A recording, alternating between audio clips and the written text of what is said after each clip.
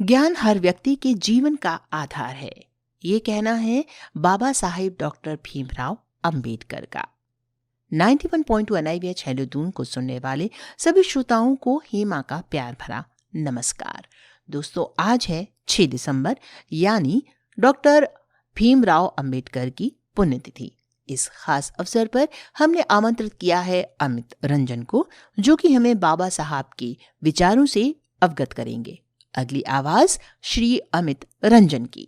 नमस्कार। 91.2 NIVH hello Doon के सभी श्रोताओं को मैं अमित रंजन, B.Ed प्रथम वर्ष का छात्र, आज डॉक्टर भीमराव अंबेडकर की पुण्यतिथि और भारतीय संविधान के प्रति उनके योगदान के विषय में आपको मैं कुछ बताना चाहूँगा। डॉक्टर भीमराव अंबेडकर का जन्म 14 अप्रैल 1891 को हुआ था। उनकी माता का नाम भीमाबाई था, उनके पिताजी का नाम रामजी सकपाल था और उनके गुरुजी का नाम श्री कृष्ण केशव अंबेडकर जी था। इन तीनों के नाम के साथ मिलाकर ही डॉक्टर भीमराव रामजी अंबेडकर जी का पूरा नाम पड़ा। इन्होंने सर्वप्रथम अपने घर से ही शिक्षा लेनी प्रारंभ की। आपको पता है कि किसी भी व्यक्तित्व के निर्माण में गुरु और उनके माता पिता का एक महत्वपूर्ण योगदान होता है। जब ये 6 वर्ष के थे तब इनकी पढ़ाई धीरे धीरे आरंभ हुई। ये 14 भाई बहन थे, जिनमें केवल 3 भाई ही बचे थे और सन 1897 में ये मुंबई चले गए। वहाँ उन्होंने अपनी पढ़ाई शुरू की। इनके पिताजी आर्मी में सूबेदार थे। वहाँ इसी कारणवश इनको एडमिशन लेने में ज़्यादा दिक्कतें नहीं हुई, लेकिन जब ये विद्यालय पहुँचे तो विद्यालय में जाते ही इन्होंने देखा कि क्लासरूम के अंदर एंटर करते ही इनको देखते ही क्लास के बच्चे बाहर भाग गए। जब क्लास के बच्चे बाहर भाग गए तो कुछ समय के बाद वहाँ पे शिक्षक का आगमन हुआ। जब शिक्षक ने पूछा, आप सब बाहर क्यों जा रहे हैं, तो बच्चों ने बताया कारण ये हैं। उनको ऐसा फील हुआ जैसे उनके साथ भेदभाव का व्यवहार किया जा रहा है। कुछ ही समय के बाद उनको धीरे धीरे ये सब चीज़ें समझ में आने लगी कि उनको अस्पृश्य समझा जाता है, क्योंकि वहाँ जो शिक्षक थे जब कक्षा में क्लास लेने लगे तो उन्होंने भीमराव अंबेडकर जी को बाहर बिठा दिया।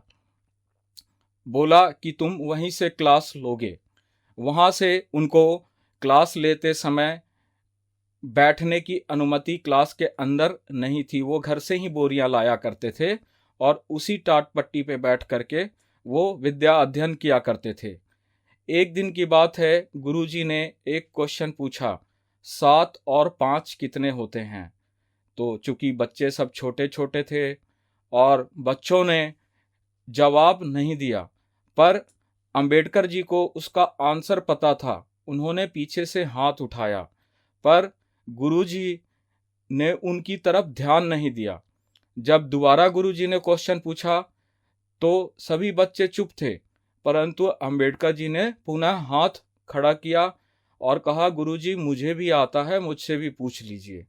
पर टीचर ने अंबेडकर जी से यह कहा कि इतनी ही गनीमत है कि हमने तुम्हें यहाँ बैठकर सुनने का अवसर दिया है, इसलिए तुम यहाँ से केवल सुनो और सुन करके जाओ।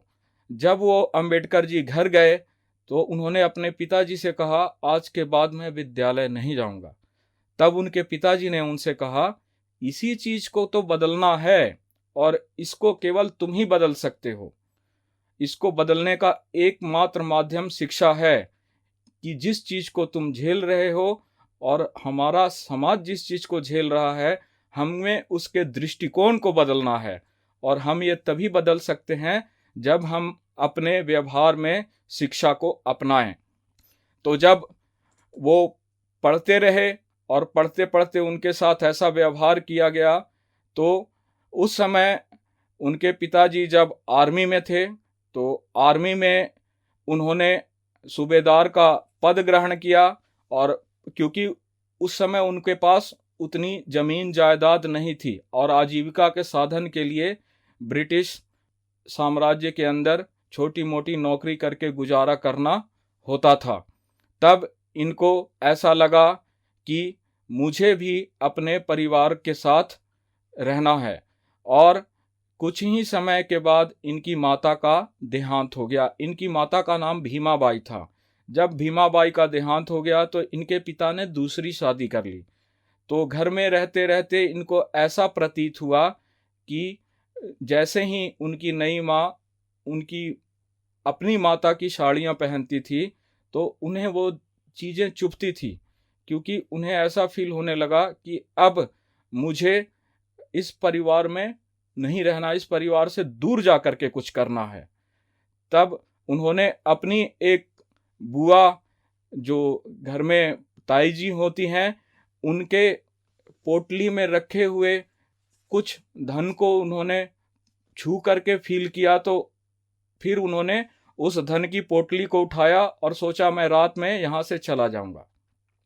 जब वो उस धन की पोटली को लेकर जाने लगे और खोल करके देखा, मन ही मन वो सोचते रहे मेरे पिताजी तो आर्मी में सूबेदार थे, इसमें इतना धन तो अवश्य होगा कि मैं कुछ इसे ले जा करके कुछ कर सकूं। और उन्होंने जब रास्ते में उस पोटली को खोला तो उसमें केवल आधा आने ही थे। तो उन्हें ऐसा प्रतीत हुआ कि मैं कितना गलत रास्ते पे जा रहा हूँ, मुझे तो अपने परिवार का सहारा बनना चाहिए और उल्टा मैं ऐसे काम कर रहा हूँ। और वो वापस लौटे।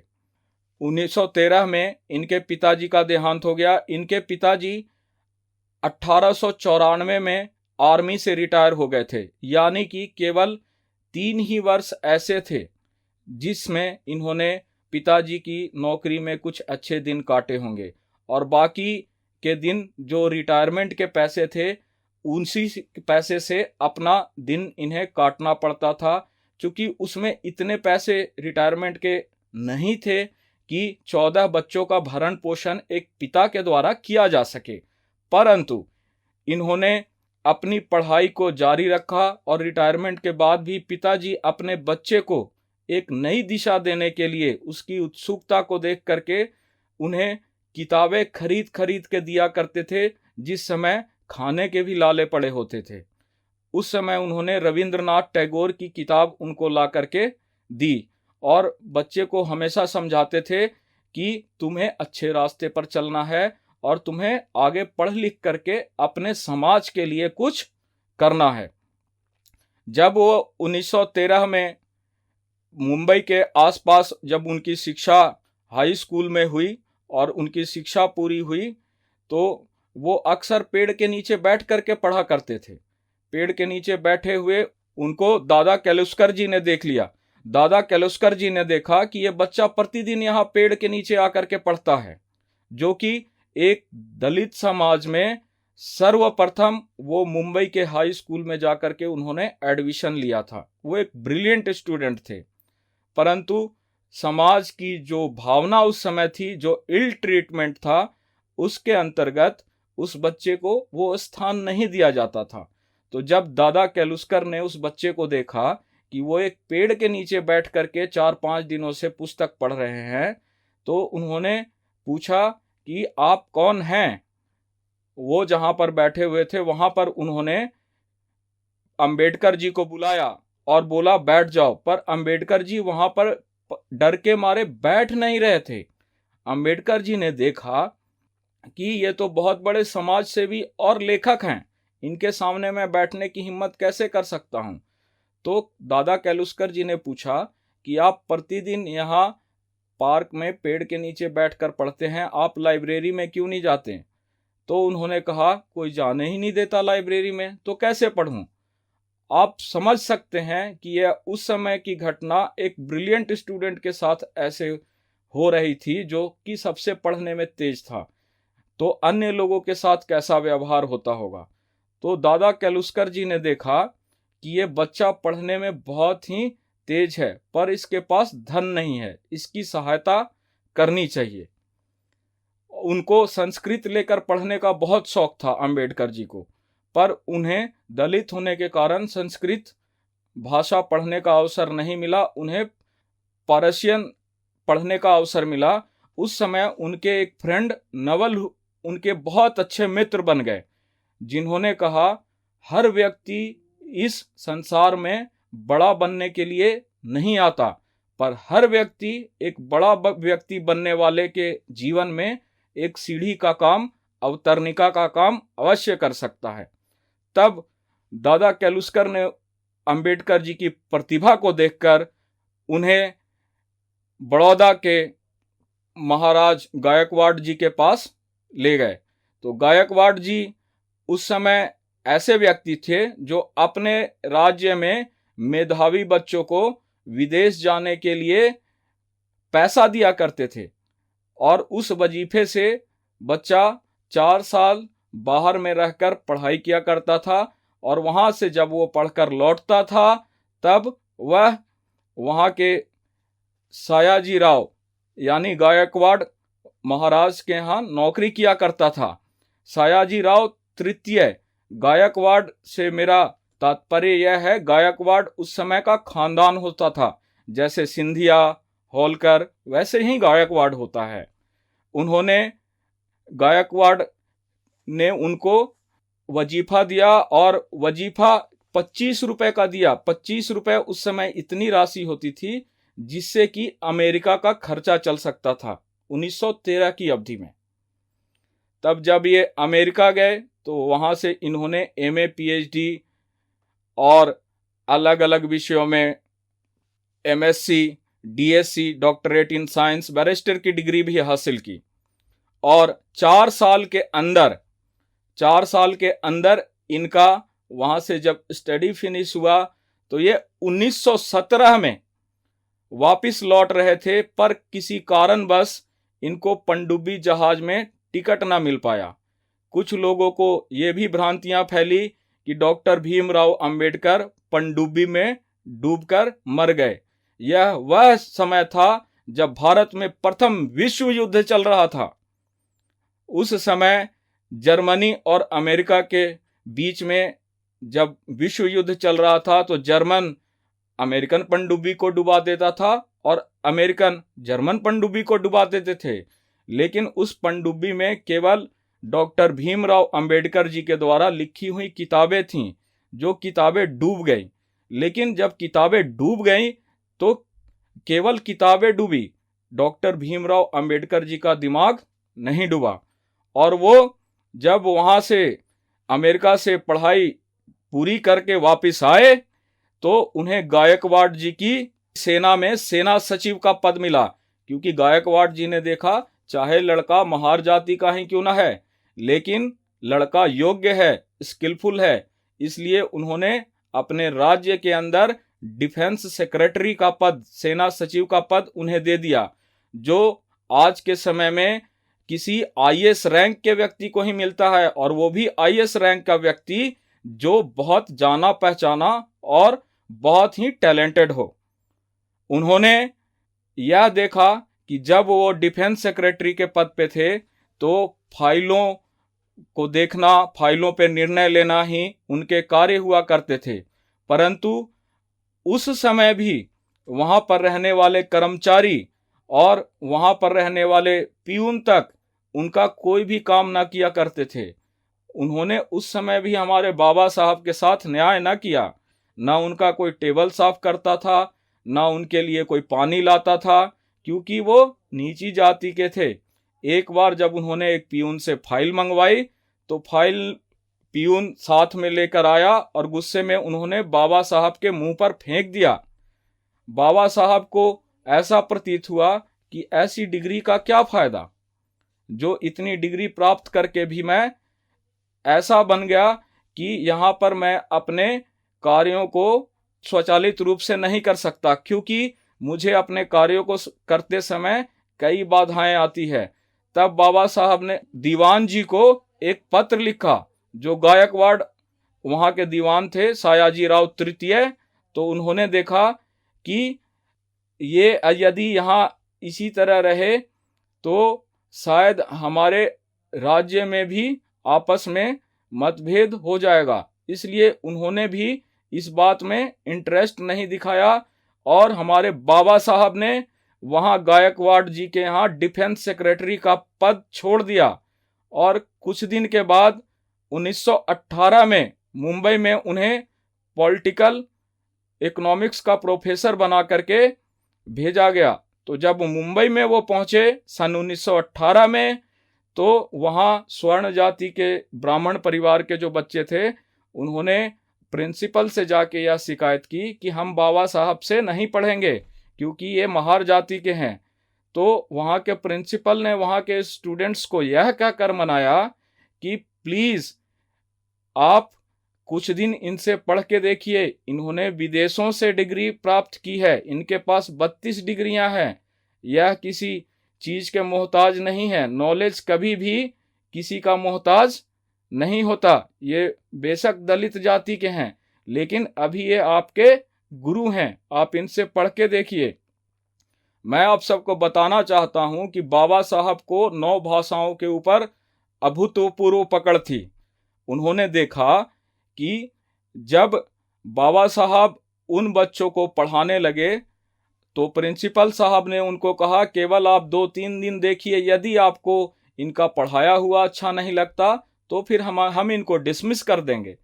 तब जब 2-3 दिन के अंदर बच्चों ने उनके स्किल और टैलेंट को देखा, उनके पढ़ाने के तरीके को देखा, तब बच्चों को एहसास हुआ कि नहीं, ये बेशक महार जाति के हैं, लेकिन इनके अंदर जो स्किल है, जो टैलेंट है, वो वाकई में योग्य है और ये एक योग्य शिक्षक बनने लायक हैं।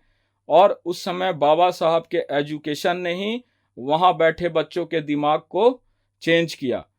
कुछ दिनों की बात है, जब साइमन कमीशन 1919 में भारत आया, तो उस समय कांग्रेस और आदि लोग अंग्रेजों भारत छोड़ो का नारा आप लोगों ने सुना होगा, यह कहकर साइमन कमीशन का विरोध किया।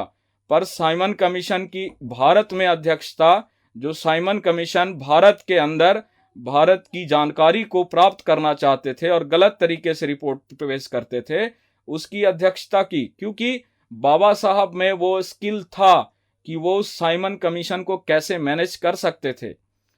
और 1920 में बाबा साहब के हुनर और टैलेंट को देखकर कोल्हापुर रियासत, क्योंकि हमारे देश के अंदर पहले जो हमारे राज्य थे वो देसी रियासतों में बटे हुए थे, तो कोल्हापुर के हेड साहू जी ने उन्हें एक अवसर दिया और उन्हें एक साप्ताहिक पत्रिका निकालने के लिए प्रेरित किया।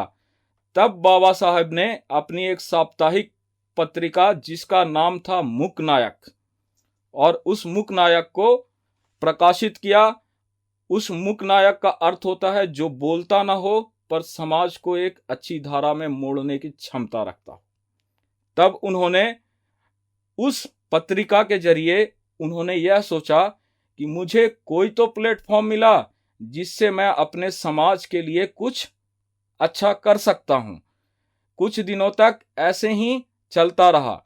फिर उन्होंने अपनी एक सोशियो बहिष्कृत जनहित समाज के लिए एक संगठन बनाया, जिसके अंदर उन्होंने अपने समाज के साथ हो रहे दुर्व्यवहारों और अपने समाज के प्रति भेदभाव प्रकट करने वाले लोगों को ध्यान में न रखते हुए अपने समाज के लोगों को यह बताया कि हम अपने समाज को शिक्षित करेंगे, क्योंकि शिक्षा ही एक ऐसा माध्यम है जो हमें स्वर्ण जाति के लोगों के बराबर का और समाज के अंदर बराबर का स्थान दिला सकता है।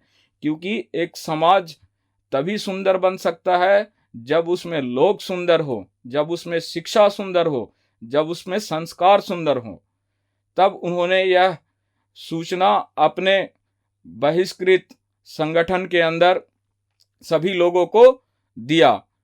1930, 31 और 32 में वो आरटीसी आरटीसी का अर्थ होता है राउंड टेबल कॉन्फ्रेंस, जिसमें महात्मा गांधी के सम्मुख बैठ करके, क्योंकि महात्मा गांधी जी भी बैरिस्टर थे और बाबा भीमराव अंबेडकर भी बैरिस्टर थे, लेकिन महात्मा गांधी के उन बातों को भीमराव जी दलीलों के साथ काटते थे, क्योंकि उनके पास एक ऐसा ज्ञान था। भारत के समय, उस समय जितने भी क्वालिफाइड व्यक्ति थे, उनमें बाबा साहब भीमराव अंबेडकर जी का भी नाम आता है, और उन्होंने गांधी जी के समस्त बातों को काटा। जब भीमराव अंबेडकर जी ने अपने समाज को भी बराबरी का स्थान देने के लिए बोला, तब गांधी जी ने उस पर सहमति नहीं दिखाई। तब उन्होंने कहा कि जब 1909 में मुस्लिम लीग की स्थापना हुई, तब तो आपने कुछ नहीं बोला। 1919 में जब सिख समाज का गठन हुआ, उस समय आपने कुछ नहीं बोला, लेकिन जब हम एक अपने दलित समाज को समाज में बराबरी का स्थान दिलाना चाहते हैं, तब आप मतभेद प्रकट कर रहे हैं। यूं तो इस सभा में बहुत से लोग बैठे हुए थे, जिसमें ब्रिटेन के महाराज भी बैठे हुए थे, और उसी टेबल पर गांधी जी भी बैठे हुए थे, डॉक्टर भीमराव अंबेडकर जी भी बैठे हुए थे, और अन्य कई लोग थे, जैसे बीएन राव। ये बीएन राव वही हैं जो ICJ, international court of justice में भी इन्होंने अपनी भागीदारी दी है। तो जब इन्होंने अपने समाज को बराबरी का स्थान देने की बात की, तब गांधी जी ने कहा कि अभी हम इसी तरह से चलेंगे, जब भारत को आज़ादी मिल जाएगी तब हम आपके समाज के विषय में भी कुछ सोचेंगे। परंतु बाबा साहब को यह नागवार गुजरा। बाबा साहब और महात्मा गांधी के बीच में केवल वैचारिक मतभेद था। उनका उद्देश्य ये था भारत को उत्थान के रास्ते पर ले जाएं। जब 1946 के दौर में संविधान सभा का गठन होने लगा, तो उसमें 389 सदस्यों के लिए चुनाव होने लगा। तो जब 389 सदस्यों के लिए चुनाव होने लगा, तो बाबा साहेब भीमराव अंबेडकर एक तरफ और 388 एक तरफ। जितने भी देश के बड़े बड़े लीडर थे, उन्होंने यह कहा कि चाहे कुछ भी हो जाए, पर भीमराव अंबेडकर जी राजनीति में नहीं आने चाहिए। तो उस पहले चुनाव में बाबा भीमराव अंबेडकर जी हार गए, परंतु उन्होंने हार नहीं माना, क्योंकि उन्हें देश के लिए कुछ करना था। और जब उन्होंने बंगाल में दोबारा, जब संविधान सभा का इलेक्शन होने लगा, तब उन्होंने दोबारा बंगाल के मुस्लिम लीग की सीट से खड़ा होकर के, क्योंकि वहां मुस्लिम लीग की बहुल्यता थी, उन्होंने बाबा साहब का सहयोग किया और वो बंगाल की सीट से जीत गए। लेकिन उस समय देखिए, मैं इस चीज पे प्रकाश डालना चाहूंगा कि जब बाबा साहब जीत गए, तो उसी समय विभाजन हुआ देश का। देश 15 अगस्त 1947 को आज़ाद हुआ, और ये घटना इतनी जल्द हुई कि बंगाल जो बांग्लादेश बन गया, वो भारत से कट गया, जो पश्चिमी पाकिस्तान के रूप में जाना जाता है। भारत और पाकिस्तान का विघटन हो गया। लेकिन बाबा साहब इलेक्शन जीत चुके थे, और उस समय जो बीएन राव थे, बेनेगल राव जी, उन्होंने यह कहा, बेनेगल नरसिंह राव जी ने यह कहा कि चाहे कुछ भी हो जाए, लेकिन बाबा साहब भीमराव अंबेडकर के बिना संविधान का गठन नहीं हो सकता। और उन्होंने दबाव डाला किसके ऊपर? डॉक्टर राजेंद्र प्रसाद जी के ऊपर, जो संविधान सभा के मुखिया थे। उनको उन्होंने बताया कि चाहे कुछ भी हो जाए, भीमराव अंबेडकर जी के बिना संविधान लिखना संभव नहीं है। तब डॉक्टर राजेंद्र प्रसाद जी ने महाराष्ट्र के पीएम, उस समय देसी रियासतें थी तो हमारे यहाँ सीएम नहीं हुआ करते थे, पीएम हुआ करते थे, तो उन्होंने बीजी खेर, बाल गंगाधर खेर जी के ऊपर दबाव डाला कि आपको किसी भी तरीके से डॉक्टर भीमराव अंबेडकर जी को इस संविधान सभा में इंक्लूड करना पड़ेगा, इसके सदस्यों में इनकी गिनती होगी। तब उन्होंने M.R. जयकर, जो उस समय महाराष्ट्र की सीट से थे, उन्होंने इस्तीफा दिया। इस्तीफा कैसे दिया? B.N. राव के दबाव से डॉक्टर राजेंद्र प्रसाद जी ने B.G. खेर, जो उस समय महाराष्ट्र के पीएम थे, उस पर दबाव डाला और B.G. खेर जी के दबाव से M.R. जयकर जी ने अपने पद का इस्तीफा दिया, जिस पद पे वापस डॉक्टर भीमराव अंबेडकर जी बने।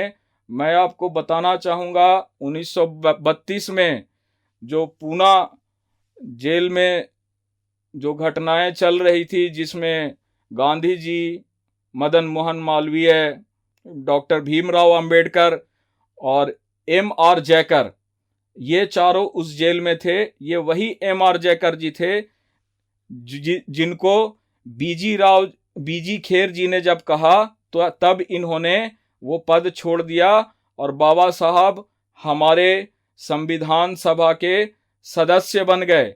और जब ये संविधान सभा के सदस्य बने तो उस समय इन्होंने अपनी ऑटोबायोग्राफी की एक बुक लिखी, वेटिंग फॉर द वीजा, और दूसरी बुक इन्होंने लिखी, हु वाज शूद्रा। उन्होंने ये बुक 1946 और 47 के समय पे लिखी थी, और इसलिए लिखी कि ताकि हमारे भारतीय समाज को यह ज्ञान हो कि शूद्रा कौन है। तब उन्होंने उस पुस्तक में, जो हु वाज शूद्रा के नाम से जाना जाता है, कि शूद्र कौन है, तो उन्होंने यह लिखा कि एक जर्मन भ्रमणकारी जो भारत में आया, उन्होंने यह लिखा कि शूद्र भी एक क्षत्रिय हैं, पर किसी कारण से इनको समाज से अलग कर दिया गया। उस यात्री का नाम था मैक्स मूलर, उस इतिहासकार का नाम, जिन्होंने अपनी पुस्तक में लिखा था कि शूद्र भी एक क्षत्रिय हैं, पर इन्हें किसी कारणवश समाज से इनको पृथक कर दिया गया, जो बाद में इनका विकास नहीं हो पाया, तो फिर ये बाद में शूद्र बन गए। जब हमारा देश आजाद हुआ तो उस समय हमारे देश के प्रथम श्रम एवं कानून मंत्री डॉक्टर भीमराव अंबेडकर जी बने, और इस संविधान सभा के प्रारूप समिति के वो अध्यक्ष भी रहे।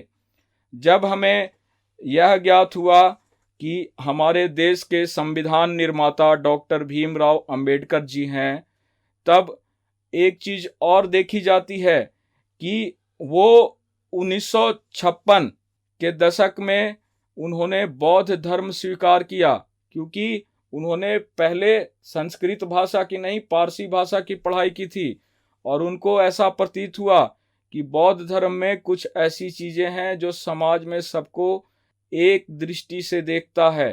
तो वो फिर बाद में उन्होंने बौद्ध धर्म अपनाया, जिसमें उनके 5 लाख लोगों ने उस धर्म को अपनाया, और 6 दिसंबर 1956 को उनका निधन हो गया, और उनका निधन मधुमेह की बीमारी के कारण हुआ था। अंत में उनको आंखों से भी धुंधला दिखने लगा था, और हमारे देश का मैं दुर्भाग्य तो नहीं कह सकता, लेकिन हाँ, मैं इतना अवश्य कहूँगा कि हमारे बाबा जी को यदि उन्होंने जीवित रहते भारत रत्न दे दिया होता, तब कुछ घटनाएं और होती, लेकिन उनको भारत रत्न मरणोपरांत मिला। जिन्होंने भारत की शासन व्यवस्था को सुचारू रूप से चलाने के लिए अपने जीवन का योगदान दे दिया, उनको मृत्यु पर्यंत ही भारत रत्न मिल पाया। इससे पूर्व मैं आपको बताना चाहूँगा, आज़ादी के बाद जब नगर पालिका के आदेश से तालाब में पानी पीने के लिए सबको स्वतंत्रता दी गई कि तालाब सार्वजनिक जगह है, मंदिर सार्वजनिक जगह है, तो केवल यह लिखित में हुआ, लेकिन कोई भी उस तालाब में दलित जाति का व्यक्ति पानी नहीं पी सकता था। तो इन्होंने 100, 200, 500 अपने लोगों को साथ लेकर के तालाब के चारों तरफ एक घेरा बना लिया और उस तालाब में पानी पिया। तो सबको खुशी हुई कि अब हमें भी समाज में बराबरी का स्थान मिला। लेकिन उसी समय एक ऐसी घटना हुई कि दूसरे ही दिन उन लोगों के हाथ पैर तोड़ दिए गए। उसके बाद मंदिर में जाने के लिए भी उनको रोका गया। तो जब ये अपने समूह के लोगों को मंदिर में ले जाने लगे तो स्वर्ण जाति के कुछ लोगों ने मंदिर के पट बंद कर दिए गए। फिर भी ये अपने लोगों को लेकर के मंदिर में प्रवेश कर गए और वहां पर रहने वाली महिलाओं ने यह कहा कि इसमें कुछ विशेष ढंग की साड़ी पहन करके ही लोग इसमें प्रवेश कर सकते हैं। पर बाबा साहब ने अपने लोगों को कहा कि हमारी महिलाएं उनके पास जो भी वस्त्र है वो पहन करके अंदर जा सकती हैं और मंदिर में जाकर भगवान के दर्शन कर सकती हैं। जब उन्हें ऐसा प्रतीत हुआ कि अब हमारी महिलाओं को भी अन्य महिलाओं की तरह बराबरी का स्थान है, बाबा साहब ही वो व्यक्ति हैं जिन्होंने दलित समाज को ऊपर उठाने में अपना सर्वस्व न्यौछावर कर दिया और उन्होंने भारतीय संविधान का निर्माण किया। मैं आपको यह बताना चाहूँगा कि बाबा साहब की फोटो जहाँ जहाँ लगी हुई है, उन्होंने हर फोटो में एक नीले रंग का कोट पहन रखा है। नीला रंग आसमान का होता है और आसमान किसी एक व्यक्ति का नहीं होता, आसमान सबके लिए बराबर होता है। और बाबा साहब ने यह भी कहा कि शिक्षा एक ऐसी पद्धति है जो शिक्षा के कारण हम किसी के भी दृष्टिकोण को बदल सकते हैं, किसी भी समाज को सुव्यवस्थित, किसी भी समाज की धारा को उस दिशा में मोड़ सकते हैं जहां से देश का विकास हो, देश एक संपूर्ण प्रभुत्व संपन्न धर्मनिरपेक्ष लोकतंत्रात्मक गणराज्य बनने की ओर अग्रसर हो। इसी के साथ धन्यवाद। मैं अमित रंजन। आज के लिए बस इतना ही। फिर मिलेंगे किसी और खास कार्यक्रम में। तब तक के लिए सुनते रहिए 91.1 IVH हेलो दून। नमस्कार।